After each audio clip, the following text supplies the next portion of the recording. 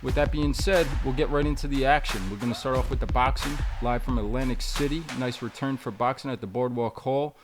This was the first fight, talking about the live stream that we commentated on. We had Ray Ford versus Thomas Mattice. Ray Ford, former 126-pound featherweight champion. He lost his belt to Nick Ball in Saudi Arabia, and he moved up to 130 pounds. This was his second fight now at 130-pound division. He fought Thomas Mattice, a veteran, rugged, tough game guy who in 2020 went the distance with Isaac Pitbull Cruz. He's been around the block. He was game. He tried. Wasn't the most action, wasn't the most fan-friendly, but the southpaw, Ray Ford, pitched a shutout. This is a guy you've been really high on for quite some time. Very impressive performance. Too quick, too good.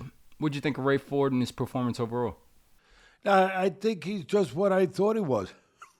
You know, kind of like that commercial that Herman Edwards used to do, those great commercials in the NFL. What great commercials. They were so funny. Oh, my God. They were really good commercials. Remember Herman Edwards?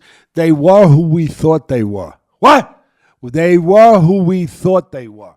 Ray Ford, for me, is who I thought he was. He's a well-rounded top fighter, one of the best fighters in the business, in the boxing business.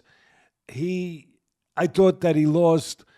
I thought he could have won, and I thought he did win on my card, the fight in Saudi Arabia. But I love Nick Ball, so I didn't have a problem because it was a close fight. It was maybe Nick Ball out-hustled him a little bit, outworked him in some rounds because Ford is a guy that doesn't waste much. He places everything. He's a bit of a scientist. He'll fight with you. He'll get down and dirty when he has to, but he is a consummate boxer. He's a well-rounded, solid guy that practices the sweet science. So maybe he got outworked in some rounds there with the Nick Ball. Again, I thought that he had, as the English would say over there across the pond, I thought Ford nicked it. But either way, it was a great fight. Nick Ball got the title. He's got the title. He's terrific, too. Ray Ford moved up, like my son said. He's now his second fight at 130 pounds. I see him becoming a world champion at this weight class. Just, he put on a boxing 101, clinic. He did a little of everything. He boxes on the outside, he goes inside, he goes to the head and the body. His punches are accurate, they're well placed. He's defensively responsible, he can counter punch, he can set traps. He do everything. He does it all, and he's a southpaw on top of it, which gives more problems. Look, for the people out there, they were making comments, and they were smart people out there watching the fight with us. I like that. And they were saying, Teddy, what about when he dives in? When he comes in skydiving a little bit, leaping in a little bit. He's not leaping in like some guys. I get what you mean, but I got to differentiate here. I got to clear that up. I got to explain really what he does. Yeah, he launches himself in spots. He did against Mattice in some spots, but he only did it when he read the room. He read the roadmap. He didn't just drive down the road without understanding what was down the road. He saw that Mattice was pulling out, not set to punch. So he launched himself knowing he couldn't get caught, knowing Mattice couldn't make him pay a price. And even with that, he didn't get out of sorts. He did it under control. He did it purposefully.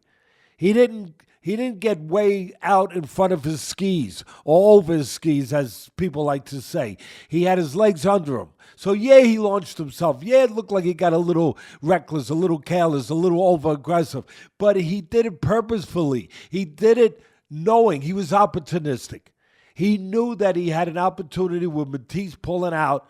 He saw that, and he knew he could do it without paying a price. That's a smart fighter that reads the tea leaves and sees and makes an adjustment and takes an advantage of something on the spot.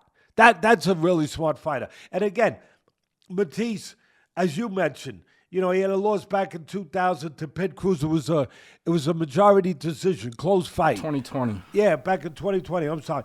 And he's 22-4. Well, now he's 22-5-1. Mattice had the size advantage, taller, longer, but he didn't use it.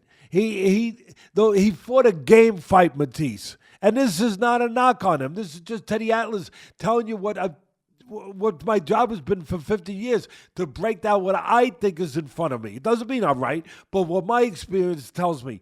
He fought a game fight, but not a smart fight. He didn't come there knowing really what he needed to know or execute, which was to use his length, to use his jab, to keep separation, to make it harder for Ford to get in, to maybe actually make Ford jump in when he was ready to punch, not when he was bailing out, not when he was going out the back door. So he just didn't look like he had a game plan or a sufficient game plan to use his physical assets. And he's got physical assets. I said it. He's tall, he's long. He didn't have a game plan to use those abilities.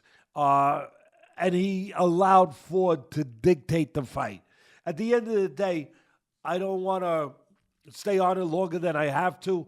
I think I covered it good enough. Ford is a complete package. I liked him going in. I liked him before everybody knew about him because I recognized how complete a package he is, and I still like him. Again, I thought Mattice should have used the jab more. He didn't. I thought that he should have tried to fight tall. He didn't fight tall. He just fought game for the most part. And by putting that pressure on, that might work against certain guys. But against Ford's too experienced for that. He had a good amateur background. He's a former world champion. He comes from Camden, New Jersey, where Dwight Quarwee, the light heavyweight and cruiserweight champ, came from. He comes from a place that's a tough place, a place that has bred other fighters. He wasn't getting broken down by pressure.